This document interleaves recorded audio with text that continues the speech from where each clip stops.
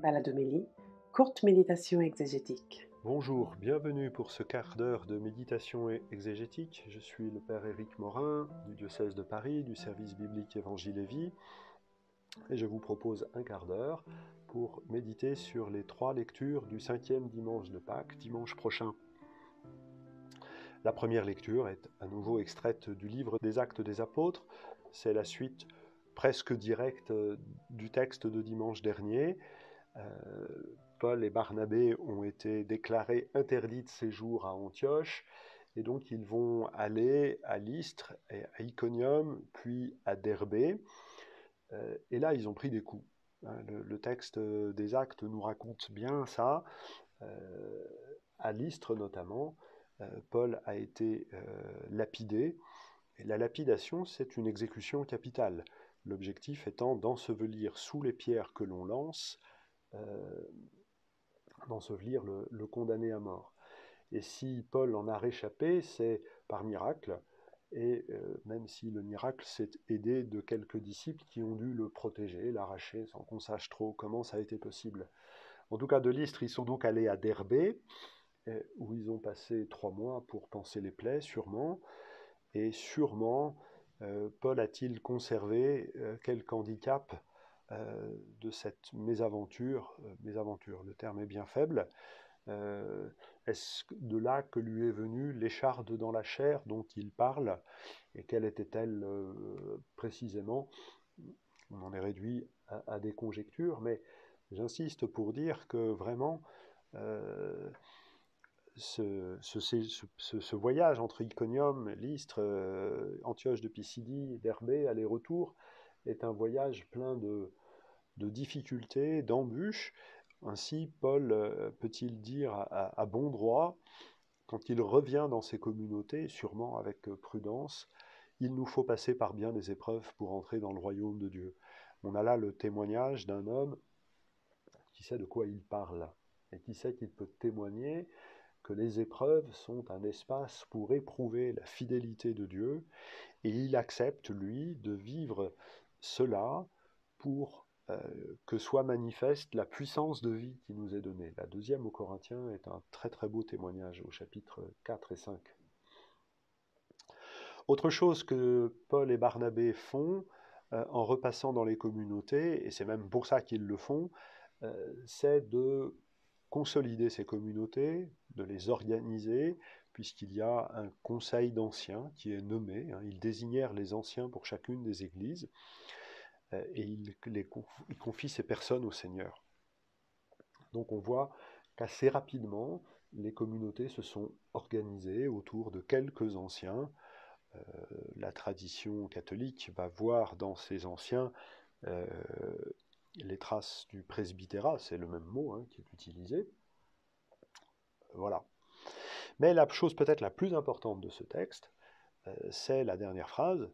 Quand ils reviennent à Antioche de Syrie, il ne faut pas confondre avec Antioche de Pisidie, quand ils reviennent de leur point de départ, ils font le bilan de la mission et ils racontent comment Dieu a ouvert aux nations païennes la porte de la foi. C'était une mission qui était programmée pour aller de synagogue en synagogue, que la puissance de l'Évangile puisse renouveler Israël. Et voilà, l'inattendu est arrivé, des petits frères et des petites sœurs non juifs que Dieu donne à la communauté chrétienne. Il y a donc un bilan de cette mission qu'il faut faire, reconnaître l'œuvre de Dieu déjà. Dans la première à Thessaloniciens, au chapitre 1, versets 9 et 10, Paul fait le même bilan. Tous racontent comment vous vous êtes détournés des idoles pour vous tourner vers le Dieu vivant et vrai, qui a relevé son Fils Jésus d'entre les morts, qui nous arrache à la colère qui vient. Voilà, tout le monde s'émerveille de ça. Et à partir de cette action de grâce, de cet émerveillement, il faut reconnaître l'œuvre de la grâce, et c'est ce que vont faire les communautés chrétiennes dans ce qu'on appelle de manière un peu conventionnelle, comme une reconstruction historique, le Concile de Jérusalem, c'est-à-dire l'ensemble des rencontres qui ont permis aux apôtres de prendre la décision selon laquelle, pour être disciple de Jésus, il suffit d'être baptisé et d'avoir foi en lui, bien évidemment, mais qu'il n'est nullement obligé d'être circoncis et de pratiquer l'ensemble des prescriptions de la loi juive. Cette décision n'a pu être prise que par la reconnaissance de l'œuvre de Dieu. Il a ouvert aux nations païennes la porte de la foi. La deuxième lecture nous donne en continuité le livre de l'Apocalypse. Simplement, nous avons fait un saut immense puisque nous sommes arrivés au chapitre 21e et donc on est à la fin et on aura jusqu'à la fin du temps de Pâques la description de la fin. Et il s'agit ici de la vision de la Jérusalem céleste. La révélation biblique se termine par la révélation d'une ville, c'est-à-dire d'un lieu de proximité. Dans la ville, tout le monde est proche. Et cette proximité, elle se réalise par la présence du Seigneur. C'est la demeure de Dieu avec les hommes, il demeure avec eux. La ville est choisie pour son symbole de proximité parce qu'elle est le lieu de la proximité entre Dieu et les hommes. On retrouve à nouveau les promesses que nous avions dimanche dernier, reprises d'Isaïe au chapitre 25, plus de larmes sur leurs yeux. La ville de Jérusalem est donc l'image, le symbole d'une autre ville, celle où nous vivrons pleinement la consolation que Dieu nous donne. Ceux qui connaissent un peu l'hébreu, même l'hébreu moderne, savent comment on dit la ville. Le mot Jérusalem en hébreu, Jérusalem, il y a un i final avant le m, qui est une forme duale en fait. Et donc les rabbins ont vocalisé le nom de Jérusalem en désignant deux. Jérusalem est désigné par un nom qui désigne une autre ville, la Jérusalem d'en haut. La Jérusalem sur cette terre n'est compréhensible, n'est qu'à la lumière de la Jérusalem d'en haut où tout le monde se retrouvera. Alors, le spécifique de l'Apocalypse est de décrire cette Jérusalem comme le lieu privilégié, non pas du trône, mais du trône sur lequel il y a l'agneau. C'est ce que nous voyions dimanche dernier. Et par cette présence de l'agneau se réalisent les promesses de vie éternelle. On peut également poursuivre la méditation sur cette Jérusalem céleste en reconnaissant un fait. La Bible commence dans un jardin et se termine dans une ville. La Bible commence dans un jardin, l'homme est placé au début de l'histoire dans un jardin qu'il doit cultiver, il doit nommer les arbres, il doit cultiver le jardin, et à la fin de l'histoire, c'est une ville de proximité, une ville qui est donc le signe de l'alliance entre Dieu et les hommes, de la collaboration entre Dieu et les hommes, cette ville descendue du ciel, qui nous sera décrite par la suite et qu'on entendra dimanche prochain, cette ville descendue du ciel, elle est le fruit d'une alliance entre Dieu et l'humanité, d'une collaboration donc. Elle est à la fois pleinement donnée et en même temps une pleine collaboration entre Dieu et les hommes.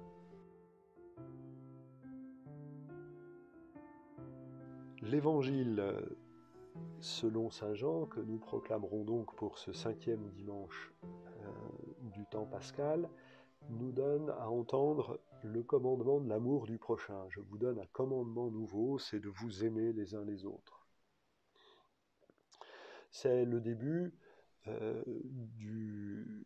du testament de Jésus. C'est vraiment, on est à la fin du chapitre 13, et c'est ainsi que s'ouvre tout le discours qui occupe les chapitres 14, 15, 16, plus la prière sacerdotale du chapitre 17. C'est ainsi que s'ouvre ce long testament de Jésus, on peut le dire comme ça. La particularité de ce commandement de l'amour tel qu'il est rapporté dans ce passage, puisqu'il est réitéré à plusieurs reprises dans l'Évangile, c'est d'être associé avec le thème de la glorification. Maintenant, le Fils de l'homme est glorifié et Dieu est glorifié en lui. On n'aurait peut-être pas pensé immédiatement à associer ces thèmes de l'amour et de la glorification. Peut-être faut-il préciser que ces paragraphes sont dans le texte de Jean, et la liturgie a décidé de ne pas nous les faire entendre. Dans l'évangile de Jean, ces paragraphes sont entrecoupés par la sortie de Judas pour aller trahir et livrer Jésus, et l'annonce du reniement de Pierre. Donc on est vraiment à un point crucial de la vie de Jésus. Il aurait pu retenir Judas, peut-être, ou peut-être pas. En tout cas, il ne l'a pas fait. Et à partir de ce moment-là, Jésus sait que les choses sont jouées, c'est pourquoi il peut dire « Maintenant, le Fils de l'homme est glorifié ». Pour prendre une image triviale, le ressort est déclenché. Ça y est, la mécanique des événements est lancée. Mais il faut donc accueillir le texte comme il est et nous laisser interroger par cette association du jeu de vocabulaire de la glorification et du verbe aimer. Alors, qu'est-ce que ça veut dire glorifier ? Glorifier, dans son sens étymologique en hébreu, mais parfois aussi en grec, c'est donner du poids, c'est donner de l'importance. Glorifier quelqu'un, c'est reconnaître tout le poids et l'importance qu'il revêt aux yeux de la communauté, aux yeux de Dieu. Glorifier Dieu, c'est reconnaître la place centrale qui est la sienne dans l'alliance et dans la vie du peuple. Et là, il s'agit du Père et du Fils qui se glorifient réciproquement. L'amour du Père glorifie le Fils dans la résurrection. L'amour et la fidélité que le Père a envers le Fils va considérer par le ressuscité pour montrer tout le poids qu'il a à ses yeux, tout le prix qu'il a à ses yeux, toute l'importance qu'il a. Et toute l'importance de ce que Jésus a dit, a fait pour nous. De la même façon, de manière réciproque, l'amour du Fils pour le Père, c'est de le glorifier. Il montre toute l'importance, tout le poids que le Père a à ses yeux en acceptant la passion, en acceptant d'être livré aux mains des hommes. Il est complètement abandonné aux mains du Père, le glorifiant ainsi, tout en étant livré aux mains des hommes. Et donc la glorification de l'amour du Père, la glorification du Père et du Fils, cette glorification réciproque, est un amour partagé qui se manifeste. Dans le vocabulaire de la gloire, il y a toujours l'idée d'une visibilité, d'une manifestation. C'est pourquoi d'ailleurs nos représentations de la gloire sont toujours quelque chose de lumineux, de brillant. L'art baroque a excellé pour mettre cela en avant. Alors quel lien peut-on faire du coup avec le verbe aimer ? Peut-être peut-on le traduire par glorifier. Aimez-vous les uns les autres. Peut-être dans ce texte, nous sommes invités à le traduire par glorifiez-vous réciproquement. Accordez-vous les uns aux autres toute l'importance que le Père et le Fils donnent à chacun d'entre vous. Dans sa passion, Jésus s'est attaché à chacun d'entre nous comme à un frère, comme une sœur, et il nous offre au Père pour que nous soyons les fils et les filles du Père. Jésus nous aime dans une glorification de chacun d'entre nous. Nous avons une importance unique. Et de la même façon, en ressuscitant le Fils et en nous donnant la possibilité de croire cette résurrection, le Père glorifie chacun d'entre nous, reconnaît l'importance unique que nous revêtons à ses yeux comme aux yeux du Fils. Reconnaître l'importance que nous avons les uns devant les autres. Et c'est pourquoi ici peut-être l'amour peut-il devenir un commandement parce que ce prix, ce poids, cet amour viennent d'ailleurs. Il s'impose à nous. Nous n'avons pas décidé de l'importance réciproque que nous avons chacun les uns pour les autres, chacun les uns les autres sous le regard du Père. Mais cela s'impose à nous, et cela s'impose comme une lumière. Derrière l'image de la gloire, il y a toujours l'image d'une lumière plus grande qui illumine l'existence et lui donne sens. Voilà quelques réflexions. Je vous remercie de votre patience et je vous dis à la semaine prochaine pour méditer les textes et du 6e dimanche.